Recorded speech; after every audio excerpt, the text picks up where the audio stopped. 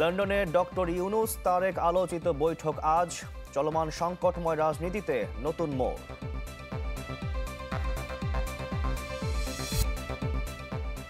এবং ভারতে বিমান দুর্ঘটনায় 240 জনের বেশি মানুষের প্রাণহানি। ঘটনাস্থল পরিদর্শনে যাচ্ছেন নরেন্দ্র মোদী।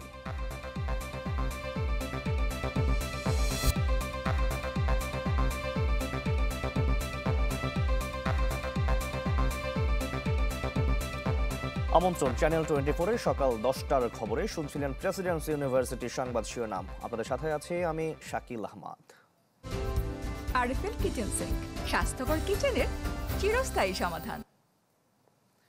শিরোনামে যেমনটা শুনছিলেন, ইরানের রাজধানী তেহরানে একাধিক পারমাণবিক স্থাপনায় হামলা চালিয়েছে ইসরায়েল।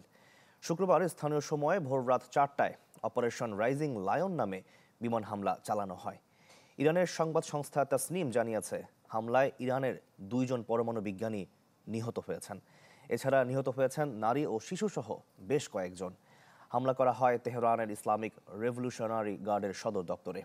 এতে ইরানের বিপ্লবী গার্ডের প্রধান হোসেইন সালামি নিহত হন। আগুন জ্বলতে দেখা যায় ইরানের নাতাঞ্জ পারমাণবিক স্থাপনাতেও। জেরুজালেমে জারি করা হয়েছে জরুরি অবস্থা। তেহরান আন্তর্জাতিক বিমানবন্দরের সবকটি ফ্লাইট বন্ধ করে দেওয়া হয়েছে। ইসরায়েলের প্রধানমন্ত্রী নেতানিয়াহু বলেছেন, যতদিন প্রয়োজন হামলা চলবে। আর এদিকে মার্কিন পররাষ্ট্রমন্ত্রী বলেছেন, হামলার ঘটনায় যুক্তরাষ্ট্রের সম্পৃক্ততা নেই। ইরানের পারমাণবিক কর্মসূচি লক্ষ্য করে হামলা করা হয়েছে। পারমাণবিক সমৃদ্ধ থেকে ইরানকে বিরত রাখতে আজ সকালে আইডিএফ এই অভিযান শুরু করে। এতে ইরানের বিভিন্ন অঞ্চলের কয়েক ডজন সামরিক স্থাপনা ও পারমাণবিক স্থাপনা ক্ষতিগ্রস্ত হয়েছে। দেশ জুড়ে তোলপা ওয়ালটন ফ্রিজ কিনে আপনিও হয়ে যেতে পারেন মিলেনিয়ার। লন্ডনে প্রধান উপদেষ্টা ডক্টর মোহাম্মদ ইউনূস ও বিএনপির ভারপ্রাপ্ত চেয়ারম্যান তারেক রহমানের বৈঠক আজ। স্থানীয় সময় সকাল 11টায় শুরু হতে পারে আলোচিত এই বৈঠক। বিএনপি নেতাদের আশা, এই বৈঠকের মাধ্যমে ফিরবে গণতন্ত্র। জানান, আলোচনায় গুরুত্ব পাবে জাতীয় নির্বাচন। এছাড়া সংস্কার নিয়েও আলোচনা হবে। এদিকে বাকিংহাম প্যালেসে রাজা তৃতীয় চার্লসের সাথে একান্ত সাক্ষাৎ করেছেন প্রধান উপদেষ্টা ডক্টর মোহাম্মদ ইউনূস। পরে মর্যাদাপূর্ণ পুরস্কার the King's Charles Harmony award গ্রহণ করেন তিনি। আনুষ্ঠানিকভাবে এই সম্মাননা তুলে দেন রাজা তৃতীয় চার্লস। বিশ্ব শান্তি, সম্প্রীতি ও সহমর্মিতায় অবদানের স্বীকৃতি হিসেবে দেয়া হয় এই পুরস্কার। এর আগে জাতিসংঘ মহাসচিব বান কি মুনকে দেয়া হয়েছিল এই সম্মাননা। ডক্টর মোহাম্মদ ইউনূস ও তারেক রহমানের বৈঠক চলমান সংকটময় রাজনীতিতে একটি নতুন মোড়, যা সুষ্ঠু নির্বাচন ও দেশের গণতান্ত্রিক উত্তরণের পথে গুরুত্বপূর্ণ ভূমিকা রাখবে, এমন অভিমত রাজনৈতিক বিশ্লেষকদের। তাই কোনো বিতর্কিত বক্তব্য দিয়ে এই তাৎপর্যপূর্ণ সন্ধিক্ষণকে ক্ষতিগ্রস্ত না করতে রাজনীতিকদের প্রতি আহ্বান তাদের। মাকসুদুন নবীর রিপোর্ট। 1.5 দশকের স্বৈরশাসন পেরিয়ে সত্যিকারের গণতান্ত্রিক উত্তরণের যে পথ ধরে হাঁটছে বাংলাদেশ, তা যে খুব মসৃণ নয়, স্পষ্ট হয়েছে গেল 10 মাসে। একদিকে ছাত্র জনতার রক্তের ঋণ পরিশোধে হেরফের, অন্যদিকে নির্বাচনের অন্যতম অংশীজন বিএনপির সাথে অন্তর্বর্তী সরকারের বাড়তে থাকা দূরত্ব। সংকট ঘনীভূত হওয়ার এমন মুহূর্তে ডক্টর মোহাম্মদ ইউনূস ও তারেক রহমানের বৈঠক রাজনীতিতে তৈরি করেছে নতুন মোড়, যা নিয়ে যেতে পারে সঠিক গন্তব্যে, এমন অভিমত বিশ্লেষকদের। এই সাক্ষাৎটি রাজনৈতিক গুরুত্ব বা তাৎপর্য অনেক বেশি, বিশেষ করে গণতান্ত্রিক উত্তরণের ব্যাপারে, বিশেষ করে বিচার প্রক্রিয়া এবং সংস্কারের রকম ফের নিয়ে আমাদের মধ্যে যে অনেক কথা হচ্ছে সেই জায়গাটি থেকে। 5 আগস্টের পরে বাংলাদেশের 3টে স্টেক হোল্ডার খুব সিরিয়াস কাজ করছে এবং খুব প্রভাবশালী এরা। রাজনৈতিক স্টেক হোল্ডার বলতে আমি বিএনপিকে বুঝি, সবচেয়ে বড় স্টেক হোল্ডার। আর অন্তর্বর্তীকালীন সরকার হিসাবে সরকার একটা স্টেক হোল্ডার। আর একটা বলতে পারি রেজিমেন্টেড ফোর্স হিসাবে বাংলাদেশের সেনাবাহিনী। যদি এই স্টেক হোল্ডারটা ইউনূস সাহেবের সাথে একটা সমঝোতায় চলে আসে, তাহলে 3টা স্টেক হোল্ডারের মধ্যে 2টা স্টেক হোল্ডার একটা জায়গায় চলে আসলো, তাহলে এটা ভালো। রাজনৈতিক বিশ্লেষকরা মনে করেন, ইউনূস তারেক বৈঠক কেবল নির্বাচনী তারিখের আলোচনায় আবদ্ধ রাখা ঠিক হবে না, বরং সুরাহা টানতে হবে সংস্কার, জুলাই সনদ ও গণহত্যাকারীদের বিচার ইস্যুরও। ইতিবাচক হওয়ার কোনো বিকল্প নেই আপাতত। হয় প্রফেসর ইউনূস সাহেবের প্রস্তাব অনুযায়ী মিস্টার তারেক রহমান মেনে নিলেন যে ওকে একটু খারাপ হলেও পরিবেশ এবং অন্যান্য প্রস্তুতিগত কিছু সমস্যা থাকলেও আমরা এপ্রিলে নির্বাচন করব, তাহলে খুবই ভালো। আরেকটা হলো যে না, তারা দুজনটি একটু মাঝামাঝিতে আসলেন, তারা ফেব্রুয়ারিতে আসলেন, সেটাও ভালো। যেই কথাটি আমরা অনেক সময় বলে থাকি যে সংস্কারটি হয়তো অন্তর্বর্তী সরকার শুরু করবে, কিন্তু নির্বাচিত সরকার সেটিকে বয়ে নিয়ে যাওয়ার দায়িত্ব পালন করবেন, সেক্ষেত্রে একটা কমিটমেন্টের বিষয় রয়েছে। তৃতীয় হচ্ছে বিচার প্রক্রিয়া। আপনি জানেন যে যে জুলাই গণ অভ্যুত্থান হয়েছে, জুলাই আগস্টে গণহত্যা হয়েছে, সেই বিচারের প্রক্রিয়াকে কতটা ত্বরান্বিত করা যায়। ইউনূস সাহেব যখন বাংলাদেশের সমস্ত পথ হারায় ফেলছেন, উনি পথ পাওয়ার জন্য আমাদের নেতা তারেক রহমান সাহেবের কাছে 12 ঘন্টা প্লেন চালায়া লন্ডন পর্যন্ত গেছেন। ডক্টর ইউনূস ও তারেক রহমানের বৈঠক হওয়ার আগেই কোনো রাজনীতিকের মুখ থেকে ঝরছে তির্যক মন্তব্য। সংকট উত্তরণের এমন গুরুত্বপূর্ণ সন্ধিক্ষণে সব পক্ষকে তাই দায়িত্বশীল আচরণের আহ্বান বিশ্লেষকদের। মনে করেন ইউনূস সাহেব আবেদন করে দেখা করেছে তারেক জিয়ার সাথে, তাও আমি সেটাকে অ্যাপ্রিসিয়েট করি। কেন করি? গণতন্ত্রে বা দেশের স্টেবল সিচুয়েশন করতে হইলে এরকম বড় স্টেক হোল্ডারের সাথে তার আলোচনা করা দরকার, আলোচনা সবসময়ই করা দরকার। সংকটের এরকম একটি জায়গায় দাঁড়িয়ে আমার ধারণা কোনো দায়িত্বশীল রাজনীতিবিদ এ ধরনের মন্তব্য করতে পারেন না। তাদের দলের উচিত হবে তাদের ব্যাপারে ব্যবস্থা নেওয়া। অন্তর্বর্তী সরকারের প্রধান উপদেষ্টা ও বিএনপির ভারপ্রাপ্ত চেয়ারপারসনের মধ্যে বৈঠক সফল হলে পতিত আওয়ামী লীগ আরও অপ্রাসঙ্গিক হয়ে উঠবে বলে মনে করেন রাজনৈতিক বিশ্লেষকরা। মাকসুদুন নবী, চ্যানেল 24, ঢাকা। ইউনূস তারেক বৈঠক নিয়ে কৌতূহল বাড়ছে দেশের রাজনৈতিক অঙ্গনে, যাকে ইতিবাচক হিসেবেই দেখছে দলগুলো। বিএনপি বলছে এটি হতে পারে রাজনীতির টার্নিং পয়েন্ট। অন্যদের কাছে নির্বাচনের সময় কিংবা জুলাই আকাঙ্ক্ষার ফাটল মেরামতের উদ্যোগ। তবে তার জন্য অপেক্ষা করতে হবে আরও কিছুটা সময়। শফিকুল ইসলাম সবুজের রিপোর্ট। অতীতেই বাংলাদেশে রেকর্ড রয়েছে 3 মাসের মধ্যে জাতীয় নির্বাচন অনুষ্ঠিত করা সম্ভব। অন্তর্বর্তীকালীন সরকারের প্রতি আহ্বান, আগামী ডিসেম্বরের মধ্যেই জাতীয় নির্বাচন অনুষ্ঠিত হতে হবে।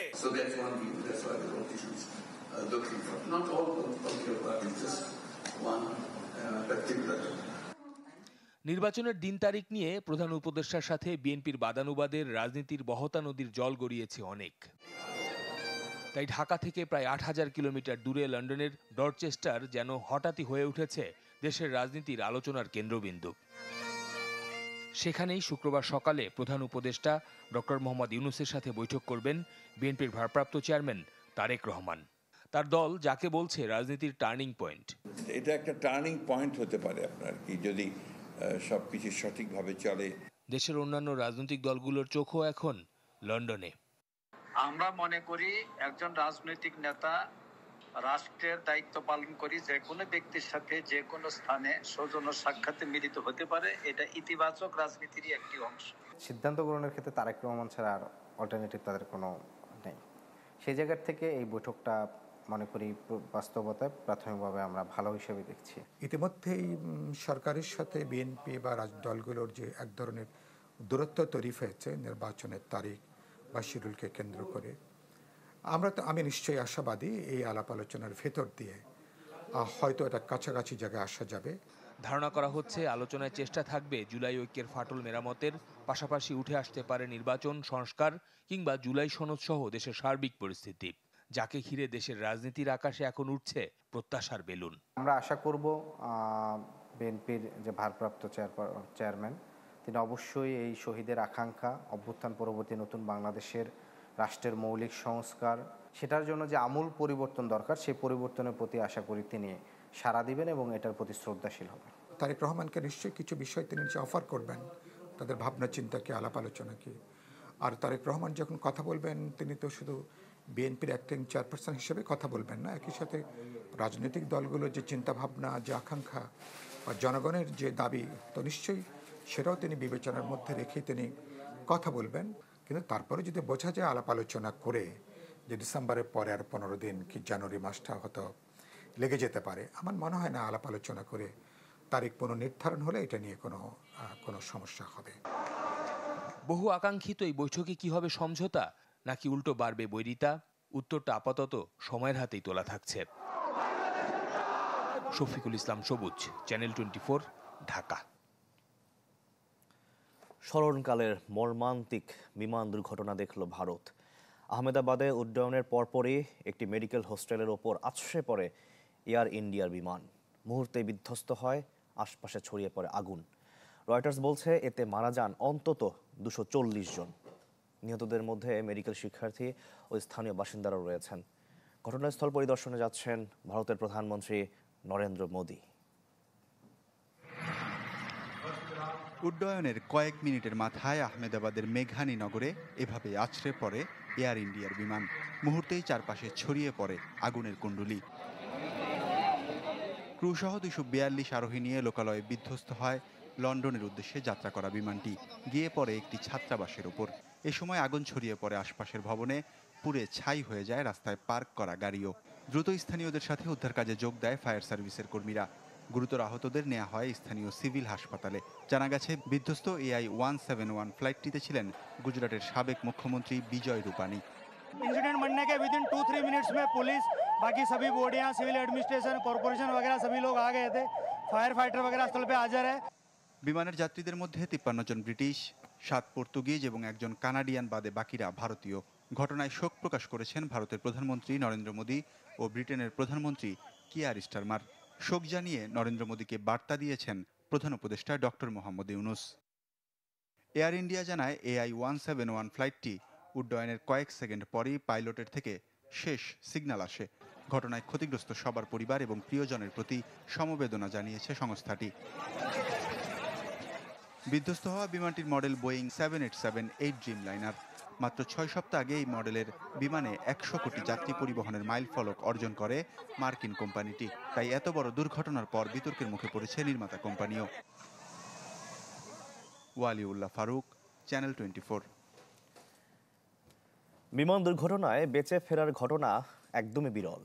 তবে আহমেদাবাদে এয়ার ইন্ডিয়ার বিমান বিধ্বস্তের পর অলৌকিকভাবে বেঁচে ফিরেছেন এক যাত্রী।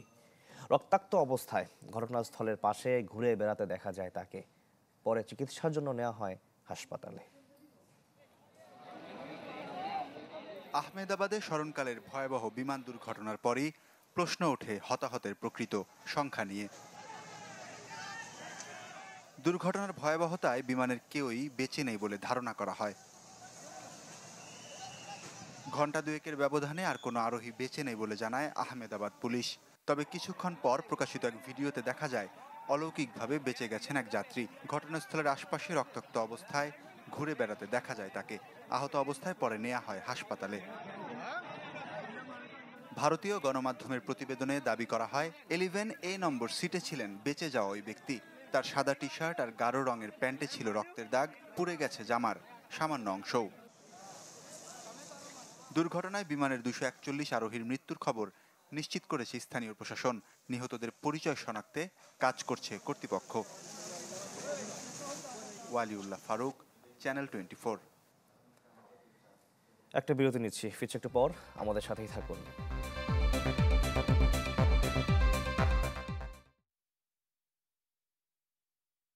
ইরানের বর্তমান পরিস্থিতি এখন কি, আর ইসরায়েলের এমন অতর্কিত হামলার জবাবে ইরানের ভূমিকা আসলে কি হতে পারে? জি ধন্যবাদ। ইরানের আপনি যেটা বললেন পারমাণবিক স্থাপনায় হামলা হয়েছে সেটা সঠিকই বলেছেন, তবে এগুলো তেহরানে নয়, তেহরানের কিছু আবাসিক এলাকায় হামলা হয়েছে। সেখানে সাধারণ মানুষ যেমন মারা গেছে, কিছু শিশুও মারা গেছে। আর পরমাণু স্থাপনাগুলো তেহরানের বাইরে বিভিন্ন শহরে। এর মধ্যে সবচেয়ে গুরুত্বপূর্ণ যে স্থাপনাটি সেটি হলো নাথানজে এবং আরেকটি আছে ফোর্দুতে। তো নাথানজ এবং ফোর্দুর সম্পর্কে স্থানীয় কর্তৃপক্ষ জানিয়েছেন যে সেখানে তেমন কোনো ক্ষয়ক্ষতি হয়নি। আসলে সেগুলো খুব মাটির অনেক গভীরে, সেজন্য হয়তো সেটি তেমন একটা সমস্যা বা ক্ষতিগ্রস্ত হয়নি আর কি। তবে সবচেয়ে বড় ক্ষতি যেটা হয়েছে সেটা হলো এই পরমাণু বিজ্ঞানীদের উপর হামলা হয়েছে। একজন খুবই গুরুত্বপূর্ণ একজন বিজ্ঞানী তিনি শহীদ হয়েছেন। আর সেই সাথে সশস্ত্র বাহিনীর প্রধান, তারপর IRGCর প্রধান, তারাও শহীদ হয়েছেন। তাদের সঙ্গে আরো কয়েকজন গুরুত্বপূর্ণ পদস্থ সামরিক কর্মকর্তাও শহীদ হয়েছেন। তো এই যে শহীদ হওয়ার ব্যাপারটা, এগুলো আসলে একেবারেই তাৎক্ষণিকভাবে ঘটে গেছে। ইরান একেবারেই প্রস্তুত ছিল না। ইভেন তাদের যেই ক্ষেপণাস্ত্র প্রতিরক্ষা ব্যবস্থা, সেটাও অ্যাক্টিভ ছিল না। এখন অবশ্যই সেগুলো অ্যাক্টিভ করা হয়েছে এবং পুরো ইরান সামরিক যত রকমের ব্যবস্থা নেওয়ার দরকার সব ধরনের ব্যবস্থা নেওয়া হয়ে গেছে। কি হতে পারে বলে যেটা বললেন, সেটা হলো যে এরই মধ্যে ইরানের সুপ্রিম লিডার আয়াতুল্লাহ খামেনি তিনি জাতির উদ্দেশ্যে ভাষণ দিয়েছেন। তিনি বলেছেন যে সামরিক যেসব কর্মকর্তা শহীদ হয়েছেন, তাদের উত্তরসূরি যারা রয়েছেন, তারা যথাযোগ্য জবাব দেবেন এবং দেওয়ার জন্য তারা প্রস্তুতি গ্রহণ করছেন। যে কোনো মুহূর্তেই হয়তো ইসরায়েল যে কাজটি করেছে তার প্রতি উত্তর দেওয়া হতে পারে। নাসির মাহমুদ, আপনি যেমনটা বলছিলেন, এই যে তেল আবিব এই হামলা চালিয়ে যাওয়া যে প্রত্যয় ব্যক্ত করেছে, সেক্ষেত্রে কি দীর্ঘমেয়াদী কোনো যুদ্ধে জড়াতে পারে ইরান ইসরায়েল? কি দেখছেন সম্ভাবনা? ইসরায়েল সেরকমটি বলছে। আসলে সমগ্র পাশ্চাত্য যেই আপনারা জানেন যে পরমাণু কর্মসূচি নিয়ে এই আমেরিকা সহ পশ্চিমা বিশ্বের সাথে ইরানের ক্ল্যাশটা বহুদিন ধরে, বহু সময় ধরে, সেটা নিয়ে যেই পরোক্ষ আলোচনাটি চলছিল, অনেকেই আশা করেছিল যে সেখান থেকে হয়তো ইতিবাচক একটা ফলাফল বেরিয়ে আসবে। কিন্তু আমেরিকার যে আচরণ, সেই আচরণের কাছে নতি স্বীকার করেনি ইরান। এটা আপনারা জানেন যারা মিডিয়ায় কাজ করছেন। আমেরিকা যেসব শর্ত দিয়েছে, একটি শর্ত ইরান মানেনি। কারণ হলো তারা যেভাবে বলেছে যে আপনার ইউরেনিয়াম এনরিচমেন্ট একেবারেই বন্ধ করে দিতে হবে, এই ধরনের শর্তে ইরান রাজি হয়নি। ইরান তাদের কার্যক্রম চালিয়ে যাবে, এই ধরনের কথা বলেছিল একটা নির্দিষ্ট পর্যায়ে, কিন্তু আমেরিকা সেটা মানেনি। যার ফলে এই পরোক্ষ আলোচনাটিও ভেস্তে যায়। এই পরোক্ষ আলোচনাটি ভেস্তে যাওয়ার পাশাপাশি আরো যে ঘটনাটি ঘটেছে, সেটা হলো ইরান সম্প্রতি ইসরায়েলের মিলিয়ন মিলিয়ন পৃষ্ঠার গোয়েন্দা তথ্য হাতিয়ে নিয়েছে। এটা তাদেরকে খুব মারাত্মকভাবে আহত করেছে। এইটারই আসলে মেইনলি তারা একটা প্রতিশোধ নেওয়ার চেষ্টা করেছে আর কি। যারা যারা এর সাথে জড়িত ছিল ধরে ধরে তারা ঠিক সেই ধরনের সংশ্লিষ্ট ব্যক্তিত্বদেরকেই তারা আক্রমণ করেছে। তো ইসরায়েল এরই মধ্যে তারা বলেছে যে তারা আজকেই শেষ হবে না, এটা প্রত্যয়ের হামলা চলছে এবং এটা চলবে। তো ইসরায়েল যেভাবে বলেছে সেভাবে তারা কতটুকু চালাতে পারবে সেটা পরের ব্যাপার। কিন্তু ইরান চেষ্টা করবে তাদেরকে যথাযোগ্য জবাব দিয়ে তাদেরকে প্রতিহত করার। আমরা আসলে যতটুকু আমরা লক্ষ্য করি সেটা হলো যে মধ্যপ্রাচ্যে দীর্ঘদিন ধরেই এখানের বিভিন্ন দেশেই হামলা চলছে, অস্থির, মোটামুটি পুরো মধ্যপ্রাচ্যেই অস্থির। তো সেখানে ইরানের উপরে এই মুহূর্তে হামলাটা, এটা কেউই আসলে চিন্তাই করেনি আর কি। তো ইরানের যে প্রস্তুতি রয়েছে, আপনারা জানেন ইসরায়েলের চারদিকে যেসব দেশ রয়েছে সেখানে আপনার ইরানের সমর্থিত কিছু প্রক্সি বাহিনী আছে। তারা নিশ্চয়ই এগিয়ে আসবে এবং তারা প্রস্তুতি নিয়ে যথাযোগ্য হামলা চালিয়ে জবাব দেওয়ার চেষ্টা করবে। যেহেতু একটা প্রক্সি যুদ্ধ থেকে চলে যেতে পারে, সেহেতু এটা দীর্ঘায়িত হওয়ার সম্ভাবনা রয়েছে বলে আমার মনে হয়। জনাব নাসির মাহমুদ, আপনাকে অসংখ্য ধন্যবাদ আমাদেরকে বিস্তারিত জানানোর জন্য। অনেক ধন্যবাদ। দর্শক, যেমনটা দেখছিলেন, ইরানের রাজধানী তেহরানে একাধিক পারমাণবিক স্থাপনায় ভয়াবহ হামলা চালিয়েছে ইসরায়েল। সেখানকার সবশেষ খবর জানাতে আমাদের সঙ্গে যুক্ত হয়েছিলেন তেহরান রেডিও তেহরানের সাংবাদিক নাসির মাহমুদ। সেলফি আপু, এখন কিছু খাওয়াও। এখন চরম ক্রেভিং, চাই কিছু এক্সাইটিং, মিস্টার নুডলস হয় কুকিং, টেস্টটা হয় অ্যামেজিং, মিস্টার নুডলস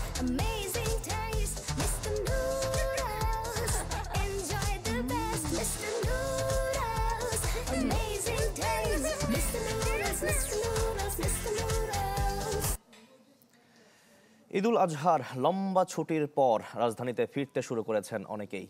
কেউ আসছেন পরিবারের সদস্যদের নিয়ে, আবার কেউ একাই ফিরছেন চাকরির তাগিদে। সকাল থেকেই কমলাপুর স্টেশনে যাত্রীদের চাপ দেখা যায়, তবে রেল যাত্রায় তেমন কোনো ভোগান্তির খবর মেলেনি। সময় মতো স্টেশনে পৌঁছেছে বেশ কিছু ট্রেন, তবে সিলেট ও রংপুরের ট্রেন নির্দিষ্ট সময়ের 1 ঘন্টা দেরিতে পৌঁছে। এদিকে লঞ্চেও ঢাকায় ফিরছেন দক্ষিণবঙ্গের মানুষ। ভোর থেকেই ভিড় ছিল সদরঘাটে। ট্রেন ও লঞ্চ ছাড়াও যাত্রীদের ভিড় আছে বাস টার্মিনালে। তবে যাত্রাপথে তেমন কোনো ভোগান্তি না থাকলেও বাড়তি ভাড়ার অভিযোগ করেছেন অনেকেই।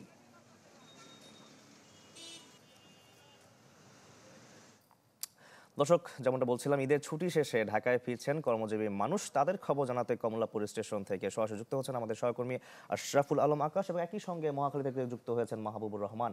আকাশ, আপনি যেমনটা বলছিলেন সকাল থেকেই নিউজগুলোতে যে দুটো ট্রেনের একটু বিলম্বিত সময় লেগেছে, আর কোনো ট্রেনের কোনো বিলম্ব সময় লেগেছে কিনা সবকিছু মিলিয়ে আমাদের জানাবেন। মূলত সকালে যে দুটি ট্রেনের বিলম্বের কথা বলেছিলাম, এর বাইরে আসলে তেমন কোনো অভিযোগ এখন পর্যন্ত আমরা পাইনি। যাত্রী যারা আছেন তারা নিয়ম করে কিন্তু ঠিক সময়ে স্টেশনে এসে দাঁড়াচ্ছে। আর যেটি বলা যায় যে কি গরমের যে প্রভাব, সেই গরমের প্রভাবটা কিন্তু আসলে প্রত্যেকটি সড়ক পথে যেমন যাত্রীদের ভোগান্তির মধ্যে ফেলেছে, তেমন রেলপথেও কিন্তু মারাত্মক ভোগান্তির মধ্যে ফেলেছে। কারণ পরিবার পরিজন নিয়ে যারা এসেছে মূলত তাদের এই ভোগান্তিটা সবচেয়ে বেশি ছিল। সেই হিসাবে দেখা যাচ্ছে কি আপনার এখন পর্যন্ত আমরা যেটি দেখছি রেল স্টেশনের চিত্র, যে মাঝে কিছুক্ষণ পরপর আসলে বাংলাদেশের বিভিন্ন গন্তব্য থেকে এই কমলাপুর স্টেশন সহ ঢাকার কয়েকটি স্টেশনে কিন্তু ট্রেনগুলো এসে থামছে। আর যেহেতু কালকে সরকারি ছুটির শেষ দিন, সেই হিসাবে কিন্তু একদিন হাতে সময় রেখে অনেক আসতে যাচ্ছে। শেষ মুহূর্তে যেন যে ভিড়ের একটি প্রভাব থাকে সেইটি থেকে যেন তারা বাঁচতে পারে। আর রোববার থেকে যেহেতু রেগুলার অফিস শুরু হয়ে যাবে, সেই হিসাবে বলা যায় কর্মব্যস্ততার যে দিনটি সেটির আগে কিন্তু অনেকে ঢাকামুখী হচ্ছেন।